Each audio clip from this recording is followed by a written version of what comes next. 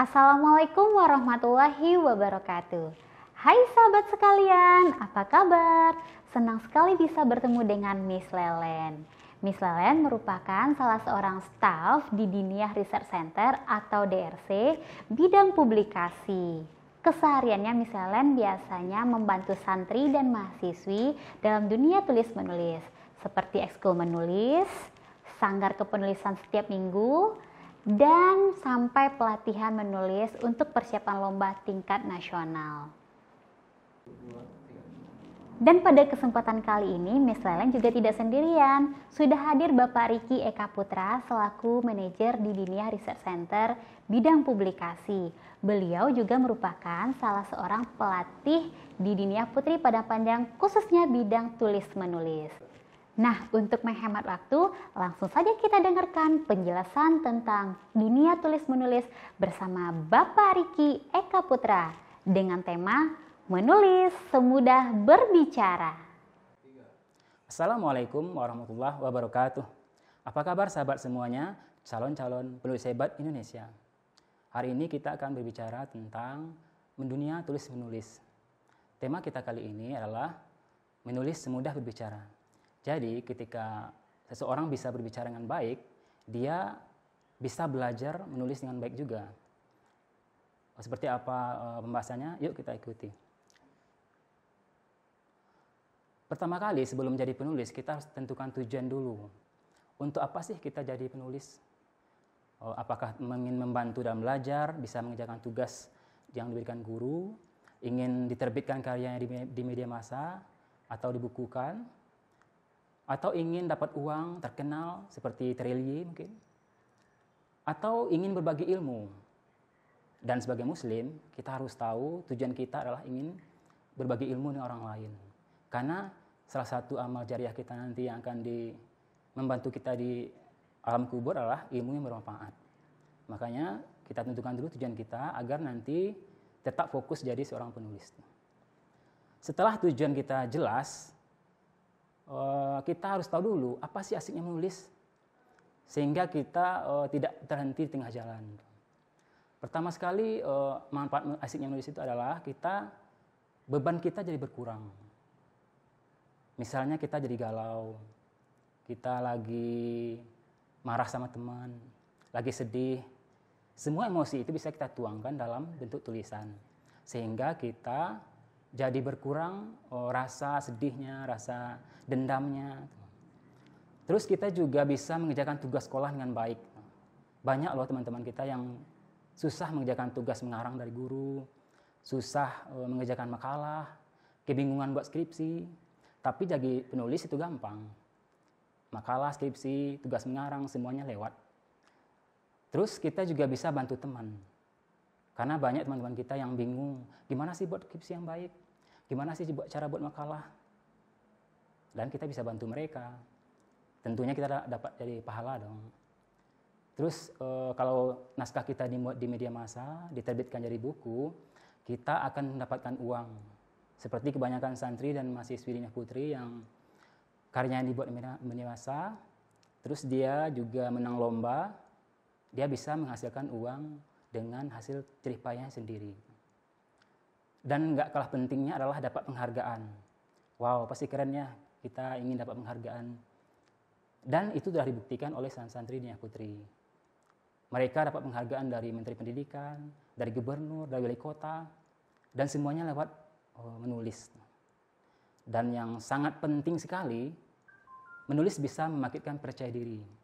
Jadi bagi teman sahabat-sahabat semuanya yang masih kurang pede, nggak tahu melakukan apa, bingung bakatnya apa, coba deh menulis. Nanti insya Allah dengan latihan yang keras, dengan baca yang banyak, bisa jadi percaya diri. Kita punya nilai di mata teman-teman yang lain.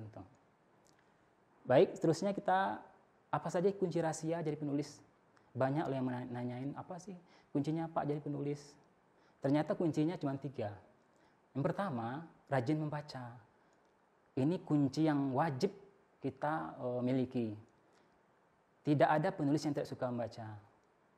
Jadi jangan pernah jadi mimpi jadi penulis ketika membacanya nggak mau. Baca apa saja, baca koran, baca buku, baca pembungkus cabai di dapur, pembungkus baju mungkin, baca semuanya. Sehingga kita jadi orang yang punya wawasan yang luas. Karena semua penulis itu punya wawasan yang luas. Dia nyambung, diajak berbicara. Terus setelah banyak membaca, kita harus sering berlatih. Dan ini yang sangat penting juga. Banyak orang yang sudah banyak membaca, nggak mau berlatih. Sehingga dia nggak kunjung berhasil jadi penulis yang baik.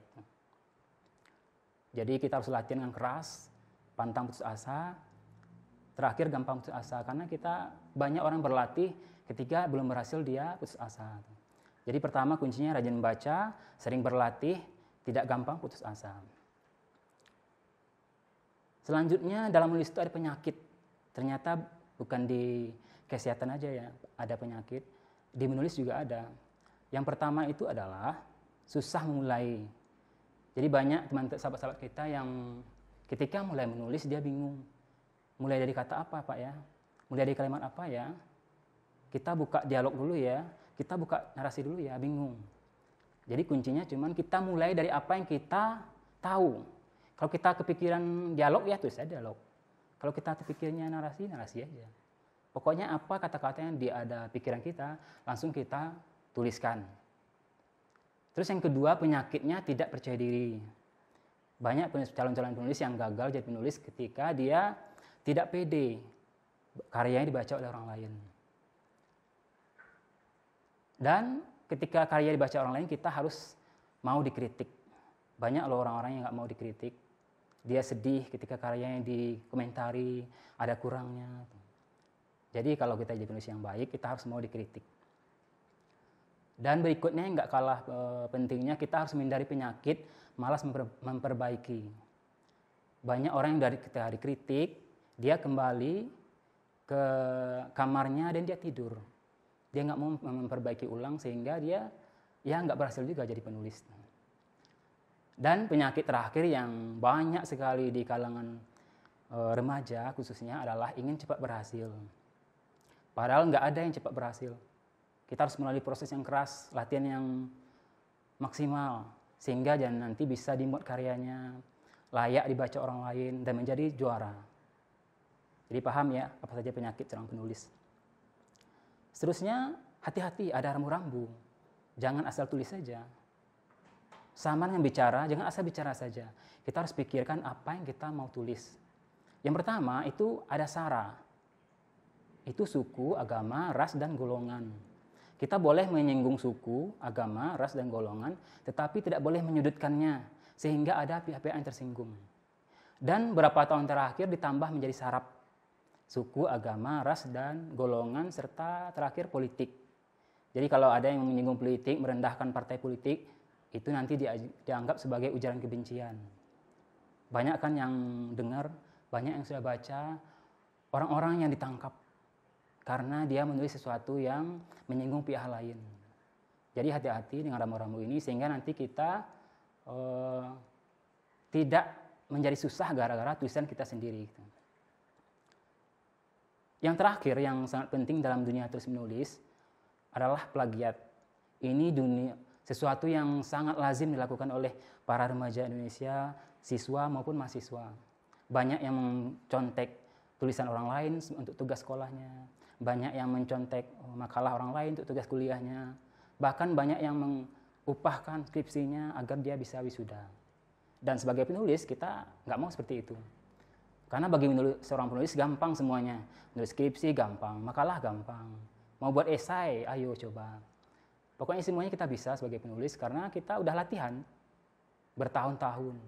Seperti yang sudah dilakukan oleh beberapa santri Nia Putri yang sekarang udah kuliah di mana-mana. Bahkan ada yang di Jepang. Jadi ingat ya, jangan sekali-sekali mencontek karya orang lain. Kita boleh saja mengambil ide, tapi tidak boleh meniru secara utuh atau mengcopy paste. Karena itulah penipuan.